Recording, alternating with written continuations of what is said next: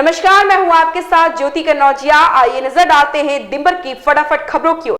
उत्तराखंड में मूल निवास कानून लागू करने और इसकी कट ऑफ डेट 26 जनवरी 1950 घोषित किए जाने और प्रदेश में सशक्त भू कानून लागू किए जाने की मांग को लेकर देहरादून में आज उत्तराखंड मूल निवास स्वाभिमान महारैली का आयोजन किया जा रहा। महारैली में बड़ी संख्या में युवा और तमाम सामाजिक और राजनीतिक संगठन शामिल होने प्रदेश भर से पहुंचे। लोग परेड मैदान में एकत्रित हुए और यहां सरकार के खिलाफ नारेबाजी की।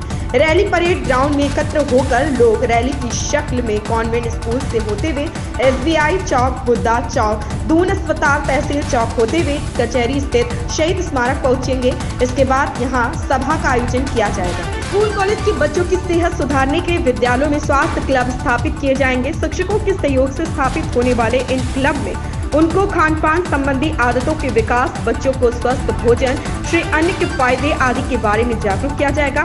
इससे जुड़ी प्रतियोगिताओं का भी आयोजन किया जाएगा। इसी क्रम में कक्षा 3 से इंटर तक के विद्यार्थियों को श्री अन्न के फायदे बताए जाएंगे। उनके बीच श्री अन्न पर आधारित पोस्टर, रंगोली, स्लोगन, निबंध लेखन आदि प्रतियोगिताओं का आयोजन किया जाएगा। इसमें नगद पुरस्कार व प्रमाण पत्र भी दिया जाएगा। आचार संहिता उल्लंघन के 2 मामलों में गैर जमानती वारंट जारी होने के बाद भी कोर्ट में हाजिर न होने पर पूर्व सांसद और अभिनेत्री जयाप्रदा की गिरफ्तारी के लिए गठित टीम मुंबई के लिए रवाना हो गई।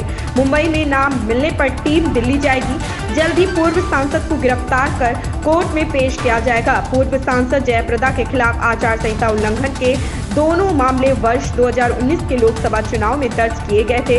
दोनों मामले इन दिनों कोर्ट में विचाराधीन है। इन मामलों में पिछली कई तारीखों से वह कोर्ट में पेश नहीं हो रही थी, जिस पर उनके खिलाफ गैर जमानती वारंट जारी किए गए। हरिद्वार में कनखल के हरिहर आश्रम में आज रविवार से 3 दिवसीय दिव्य अध्यात्म महोत्सव शुरू हो गया। महोत्सव के उद्घाटन सत्र में राष्ट्रीय स्वयंसेवक संघ के सर संचालक डॉक्टर मोहन राव भागवत, हरियाणा के मुख्यमंत्री मनोहर लाल खट्टर, स्वामी रामदेव स्वामी, चिदानंद मुनि, पूर्व राज्यपाल भगत सिंह कोश्यारी, पूर्व कैबिनेट मंत्री मदन कौशिक समेत बड़ी संख्या में संत और कई बड़ी हस्तियां शामिल हैं। जूना अखाड़े के आचार्य महामंडलेश्वर स्वामी अवधेशानंद महाराज के पीठ पर विराजमान हुए। 25 वर्ष पूर्ण हो चुके हैं।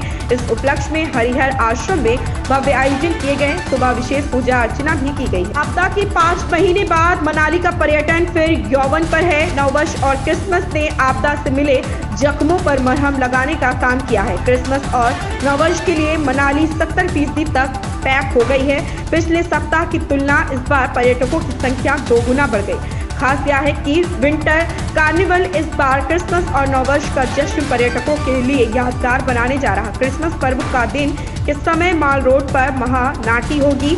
इस महानाटी में मनाली विधानसभा क्षेत्र के लेफ्ट बैंक के 100 से अधिक महिला मंडलों की 1000 से अधिक महिलाएं भाग लेंगी। वहीं रात को डीजे की धुन पर पर्यटकों के कदम थिरकेंगे। 31 दिसंबर को भी इसी प्रकार महानाटी होगी। शाम को डीजे पर धमाल मच। कश्मीर में कोविड ने दस्तक दे दी है। पिछले 2 दिन में यहां 2 मामले मिल चुके हैं। इसमें एक श्रीनगर और एक गांदरबल से है। हालांकि घबराने वाली बात नहीं है, क्योंकि दोनों मामले सामान्य लक्षण वाले हैं। पीड़ितों को घरों पर आइसोलेट किया गया है। इसमें कोविड प्रोटोकॉल के तहत उन्हें मानकों का पालन करने के लिए कहा गया। स्वास्थ्य व चिकित्सा शिक्षा विभाग के चिकित्सा केंद्रों में कोविड और इन्फ्लुएंजा पीड़ितों के परीक्षण करवाए जा रहे हैं। जम्मू संभाग में फिलहाल कोविड का कोई मामला नहीं। राजस्थान की पिछली सरकार की कारगुजारियों ने नई भाजपा सरकार के सामने परेशानी खड़ी कर दी है। दरअसल सरकारी कर्मचारियों के सबसे बड़े संवर्ग तृतीय श्रेणी शिक्षकों ने प्रदेश की नई भजनलाल शर्मा सरकार से उनके तबादले खोले जाने की मांग की है। आने वाले लोकसभा चुनाव को देखते हुए यह नई सरकार के लिए यह एक बेहद चिंताजनक मुद्दा हो सकता है। तबादले की मांग को लेकर राजस्थान प्रारंभिक एवं माध्यमिक शिक्षक संघर्ष समिति के प्रदेश प्रवक्ता नारायण सिंह का कहना है कि कांग्रेस की पिछली सरकार तृतीय श्रेणी शिक्षकों को 5 साल तक तबादलों के लिए तरसाती रही और आखिर इसका खामियाजा भुगतना पड़ा। पीजीटी गणित के 250 पद के लिए विषय ज्ञान परीक्षा आयोजित करने का पंजाब हरियाणा हाईकोर्ट की डिवीजन बेंच ने रास्ता साफ कर दिया। सिंगल ने भर्ती पर रोक लगा दी थी, जिसके खिलाफ हरियाणा सरकार खंडपीठ में पहुंची थी। सरकार ने याची को प्रोविजनल तौर पर भर्ती में शामिल करने की जानकारी दी। इसके आधार पर डबल बेंच ने अब सिंगल बेंच के आदेश पर रोक लगा दी। ऐसे में सरकार अब परीक्षा आयोजित कर सकती है। राजस्थान के दिग्गज और वरिष्ठ कांग्रेस नेता सचिन पायलट छत्तीसगढ़ कांग्रेस के नए प्रभारी बनाए गए।